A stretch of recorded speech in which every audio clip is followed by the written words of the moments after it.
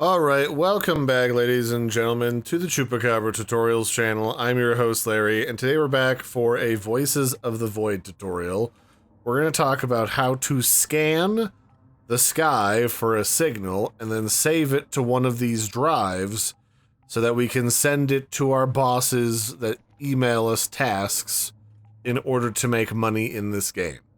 So the first thing you need to do is you need to have one of these drives. They get delivered once a day for free from your employer in this game, or you can craft them or find them or buy them through the store inside of your computer. Once you've got one slotted in this drive, you don't have to do it immediately, but it's just a good idea to have it ready. Then we want to go to this targeting computer and we want to find a signal in order to scan it. So to start with, I'm going to hit Shift in order to try to target where the nearest signal is. I'm gonna target over top of it with the crosshairs. I'm gonna hit enter to ping it to see if it's a valid signal. If it's not, it'll throw back an error, and then I have to go looking for another one while my little scanning tool is on the cooldown, which normally tells me where the nearest one is. And they always just look like a ripple in a pond when you throw a rock into it or something. So we've got one that's like straight down from us right here. So let's just see if that one's real or not. Hopefully it is. And now if you hear that lovely pop, that means it's working. And you can literally look outside and see all of the satellites moving to target that point in the sky. Now it'll take it a moment for it to align.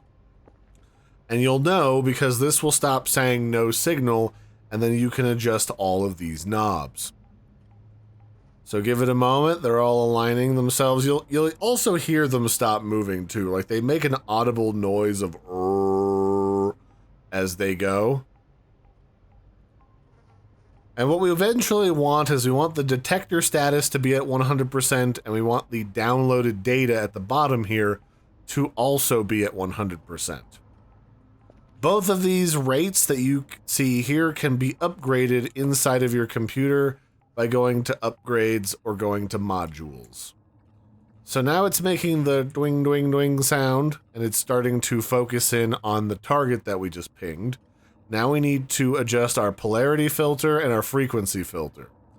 So I always start with the polarity filter, and we need to figure out which one of these polarities. There's three different ones here on this little knob off to the left, this little gray knob. There's three different modes, and we need to figure out which one it is that we need to find. So I like to start with the middle knob. They go up in increments of 1, 5, and 15. And I just kind of crank it up to like 55, and I wait and see if the yellow output data starts to fluctuate. If it doesn't, I hit the gray knob, and I wait to see if it fluctuates again. And if it still doesn't after going around the circle a whole time, then I hit it again, and I wait to see if it goes around it. There it goes.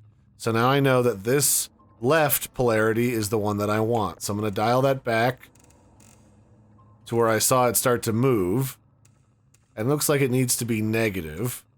And then I'll just use +1 or +5 or -1 or -5 in order to dial in. And this doesn't need to be exactly at 100%. You can have it as low as 90%, but anywhere between 90% and 100, it'll start to download once both of these are between 90 and 100. So now that that's done, I'm going to turn off the top one. I'm going to go for the bottom, and then I'm going to do the same thing. I'm going to kind of go up until it maxes out at 1,000 degrees. And then if it still doesn't toggle anything, I'll toggle it to negative and see if the yellow starts to tweak and move around as it goes down into the negatives. This one can go from... Oh, there it goes. So now it's moving. So now I need to go -1 till it's at 100-ish. And that's pretty good. And you'll notice it's starting to download, which is good. And if your download's really slow, just try to start this early so that this can download while you're doing other things. Now you'll notice it's fluctuating and freaking out. That can happen because of storms or because of weird weather patterns outside, or just the time of day. It can be weird sometimes, so just keep an eye on it if it's fluctuating to make sure it doesn't dip below 90%, because then it'll stop downloading.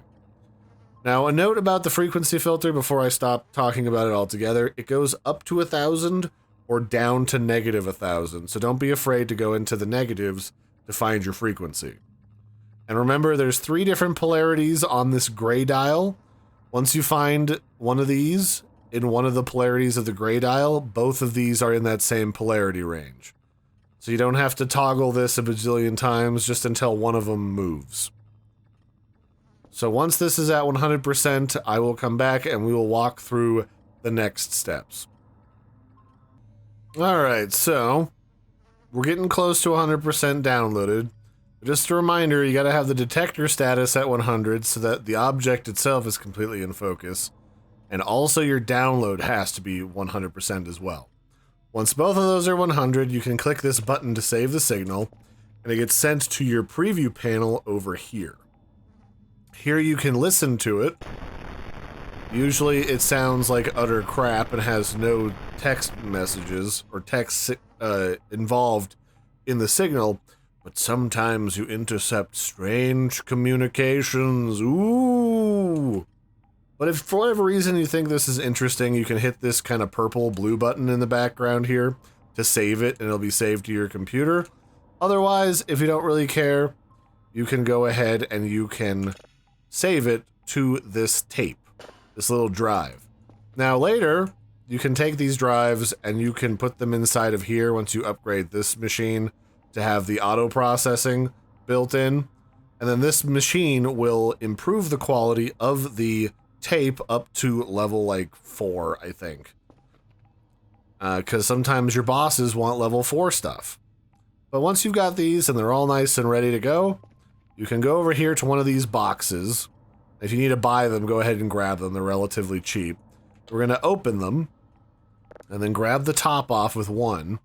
We're going to individually grab these and plunk them into the box. And if you're not sure how many of these you need to send back to your bosses, go back into your email on this computer, and then on your daily task at the top, it'll tell you that they want 4 signals of level 0 or whatever. So I'm going to grab all these bad boys and slot them in here. I'm going to put the lid back on. Once you put it back on, it'll pop back into place. And then, of course, I also want to grab my paper sheet that has my hash code checks, and I want to drop that. I want to put that atop the box. Now I can go deliver this to the bosses. We're going to open up this door. We're going to go into our garage. And then we're going to open the garage door. And you have to place this in the middle of this circle in order for the drone to pick it up and take it with them. Once you do so, you can go ahead and close your garage door again for safety. And then you can open up this box here, which will have this cover across it, and you can use it to summon the drone to come pick up your stuff. Unfortunately, for whatever reason, it's currently offline, which is bad. Alright, well, one of the things we can go check is one of the things that can affect the drone is lightning and other effects can strike the top of this tower here. This is our antenna. And at the very top of this is a control box that you can flick the switch of in order to reset it. Every once in a while, it loses communication with base, which prevents it from doing its job. I am getting very close to the end of the day when things reset, so I kind of want this to work so I can have the drone recover everything and it'll actually give me credit for the day. So this is the box here. Alright, now it's back in order. Anything else weird up here? Doesn't look like it. There is some trash, but I'll pick that up later. Now we'll go all the way back down, and then we'll activate the drone. So if your drone's not active, go check up on top of your antenna here, check the power in the basement, and then go from there. In theory, with all this stuff back in working order, you should be able to go call the drone without much fuss. Also, you know, you gotta hope there's no event going on down here as well, because sometimes that's a thing.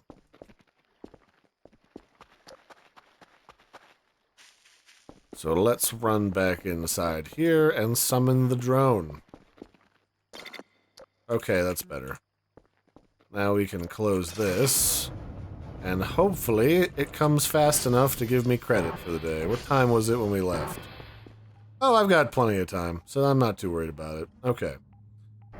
But yeah, so because it's always a good idea, as long as you've got spare drives around, to continue scanning the heavens, because they always ask you for more and more scans all the time. So it's always a good idea to have one in the pipe scanning at all times,